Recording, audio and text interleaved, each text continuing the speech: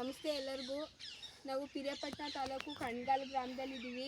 ಇವತ್ತು ವಿಡಿಯೋ ಮಾಡ್ತಾ ಇರೋ ಉದ್ದೇಶ ಏನಪ್ಪ ಅಂತ ಹೇಳಿದ್ರೆ, ನೀವು ನೋಡ್ಬೋದು, ನಾವು ಯೋಗೇಶ್ ಸರ್ಗೆ ಹೊಗೆ ಸೊಪ್ಪಿಗೆ ಸಂಬಂಧಪಟ್ಟಂಗೆ ತಂಬಾಕು ಬೆಳೆಗೆ ಮತ್ತು ಶುಂಠಿ ಬೆಳೆಗೆ ನಮ್ಮ ರೈಸರ್ಸ್ ಇಂಡಿಯಾ ಪ್ರಾಡಕ್ಟ್ನ ಪ್ರಮೋಟ್ ಮಾಡಿದ್ದು.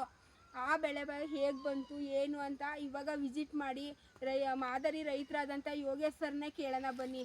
ಸರ್ ನಮಸ್ತೆ. ನಮಸ್ತೆ ಮೇಡಮ್.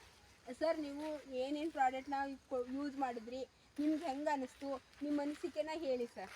ನಾನು ನೀವು ಹೇಳ್ದಂಗೆ ಸ್ಟಾರ್ಟಿಂಗಿಂದನೇ ಬೀಜ ಒಯ್ಬೇಕಾರೆ ಭೂಮಿಗೆ ಬೀಜ ಜೊತೆನೇ ಹಾಕಂಗೆ ಕೊಟ್ರಿ ಪ್ರಾಡಕ್ಟ್ನ, ಅದನ್ನು ಹಾಕಿದ್ದೀನಿ.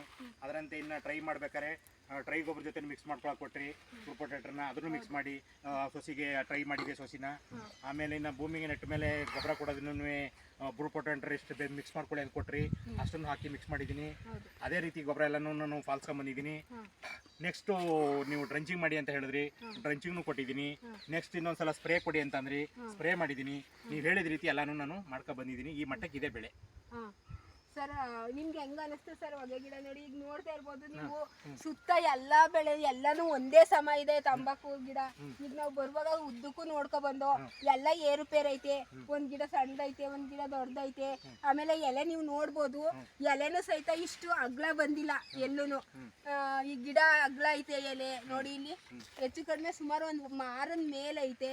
ಆಮೇಲೆ ಇನ್ನೂ ಇಲ್ಲಿ ಕುಡಿ ಎಲ್ಲ ಕಡಿತೈತೆ ಎಲೆಗಳು. ಇಲ್ಲಿ ಸುಮಾರು 5, 6, 7, 8 ಎಲೆಗಳು ಕಡಿತೈತೆ, ಬರ್ತೈತೆ.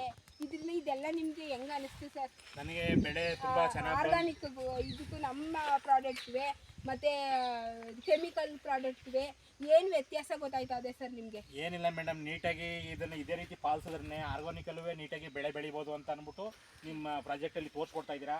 ಇದೇ ರೀತಿ ಮುಂದೆ ಕಂಟಿನ್ಯೂ ಮಾಡ್ಕೊಂಡೋಗಿ ಎಲ್ಲರಿಗೂ ಕೊಟ್ಟು, ಇದು ಭಾರಿ ಒಳ್ಳೆಯದು. ಭೂಮಿ ಕೆಡೋದಿಲ್ಲ ಯಾವುದೇ ಕಾರಣಕ್ಕೂ. ನೆಕ್ಸ್ಟ್ ಯಾವುದೇ ಬೆಳೆಗಳನ್ನು ಬೆಳೆದಾದರೆ ಆರ್ಗಾನಿಕಲ್ಲಿ ಮಾಡೋಕ್ಕೆ ಹೋದಾಗ ಭೂಮಿ ಯಾವುದೇ ಮಟ್ಟಕ್ಕೂ ಹಾಳಾಗೋದಿಲ್ಲ, ಭೂಮಿಗೂ ಫಲವತ್ತತೆ ಆಯ್ತದೆ. ಆರ್ಗಾನಿಕ್ ಮಾಡೋದ್ರಿಂದ ಭೂಮಿಗೂ ಅನುಕೂಲ, ಬೆಳೆನೂ ಚೆನ್ನಾಗಿ ತುಂಬ ಬರುತ್ತದೆ ಅಂತ ನಾನು ಹೇಳ್ತೀನಿ ಮೇಡಮ್.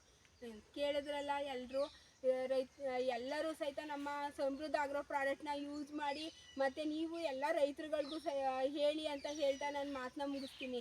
ಜೈ ರೈಸರ್ಸ್ ಇಂಡಿಯಾ, ಜೈ ಹಿಂದ್.